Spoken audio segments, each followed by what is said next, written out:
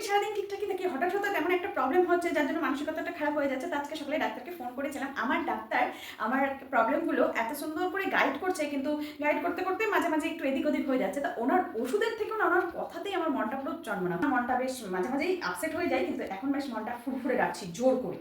আর এখন যাচ্ছি একটা খাবার বানাতে। চলো কি খাবার বানাবো দেখাই।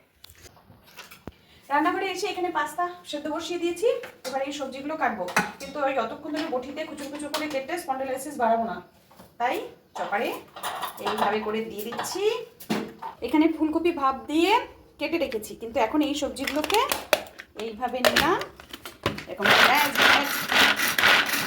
এইভাবে ঘ্যাচ ঘ্যাচ করে টানবো, হয়ে যাবে। তারপরে বসিয়ে ব্যাস আমার সবজি কাটা কমপ্লিট। এতক্ষণ ধরে বটি নিয়ে যদি গুচুর গুচুর করে কাটতাম না, তাহলে আমার ঘাটটা যা ব্যথা হয়ে যেত, মাথাটা উঠতে গেলে চক্কর মারত। কি দরকার পড়ছে। হয়ে গেল আমার সবজি কুচোনো। ফুলকপিটা তো ভাপ দেওয়া আছে, অসুবিধা নেই, বলে যাবে। এই রান্নাঘরের এই গ্যাজেটগুলো কি যে উপকারে আসে না।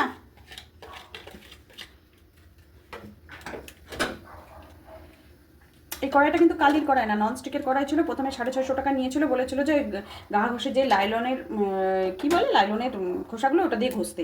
তো ওটা দিয়ে ঘষলে তেল তেলাটা পরিষ্কার হতো না, আমি স্টিল উল দিয়ে ঘষে দিয়েছি, তাই এরকম হয়ে গেছে।